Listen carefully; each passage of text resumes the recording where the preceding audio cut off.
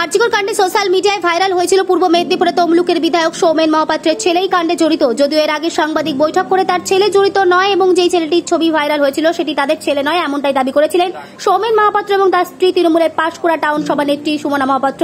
যদিও কলকাতা পুলিশ এবং বাঁকুড়া পুলিশের যৌথ তদন্তে আসল পরিচয় উঠে আসে শুভদীপ সিংহ মহাপাত্র বাঁকুড়া জেলার কোনো এক ব্যক্তির ছেলে, তা কিন্তু সেই শুভদীপের বাবা সাংবাদিক বৈঠক করে স্বীকার করে। আর তাতেই স্বস্তি পেল তমলুকের বিধায়ক সৌমেন মহাপাত্র এবং তার পরিবার। সে কথায় আজ তমলুক জেলা বিধায়ক কার্যালয়ে সাংবাদিক বৈঠক করে জানালেন সৌমেন মহাপাত্র। তিনি আরো বলেন, আসল শুভদীপ সিংহ মহাপাত্রের বাবা সত্যতা প্রকাশ করে এবং তাদের গণপিটুনির হাত থেকে বাঁচিয়েছে বলে দাবি করেন।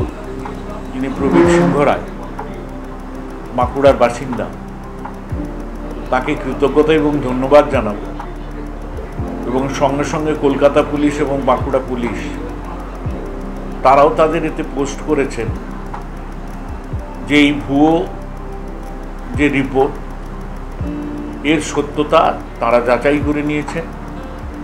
আমি বিশেষ করে প্রবীরবাবুর কাছে কৃতজ্ঞ। আমার ছেলে ডক্টর বোধিসত্ত্ব মহাপাত্র যে 17 সালে ইন্টার্ন করে এখন সে বিএমওইচ হয়ে আছে, 2 বছর হাউস স্টাফশিপ করেছেন পিজিতে এবং সবটাই তার পিজিতে এসএস স্কিম, আরজিকরের সঙ্গে যুক্ত নয়।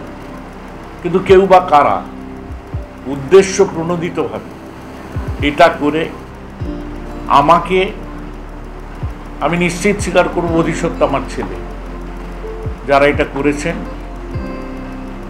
আমাকে এবং আমার ছেলেকে গণপিটুনির হাত থেকে বাঁচিয়েছেন।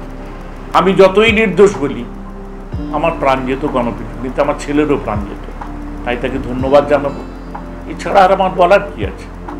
সত্য প্রকাশ পেয়েছে, তার জন্যে যারা প্রকাশ করেছেন তাদেরকে আমি কৃতজ্ঞতা জানাবো আর ধিক্কার জানাবো তাতে যারা এই পন্থাটা নিয়েছিলেন। আমি প্রবীর সিংহ মহাপাত্র, আমার বাড়ি বাঁকুড়া জেলার সারেঙ্গা থানার অন্তর্গত। আমি প্রাথমিক বিদ্যালয়ের প্রধান শিক্ষক। আমার ছেলে শুভদীপ সিংহ মহাপাত্র বর্তমানে সে আরজিকর মেডিকেল কলেজে এমবিবিএস এর ইন্টার্নশিপ করছে। আরজিকর মেডিকেল কলেজের যে নিন্দনীয় নারকীয় ঘটনা ঘটেছে তাতে আমার পুত্র শ্রী শুভদীপ সিংহ মহাপাত্রের নামে অভিযুক্ত হিসাবে সোশ্যাল মিডিয়ায় যে ফেক নিউজ ছড়াচ্ছে যে সে প্রাক্তন মন্ত্রী সৌমেন মহাপাত্র মহাশয়ের ছেলে, এটি সম্পূর্ণ মিথ্যা। আমি বা আমার পরিবারে কেউ তাকে চিনি না বা তার সাথে কোনো সম্পর্ক নেই। এই ধরনের মিথ্যা প্রচার থেকে বিরত থাকুন। আমি এই ব্যাপারে টালা থানায় এর বিরুদ্ধে, এই অপপ্রচারের বিরুদ্ধে এফআইআর করেছি, যার কেস নাম্বার 55 ডেটেড 13/8/2024।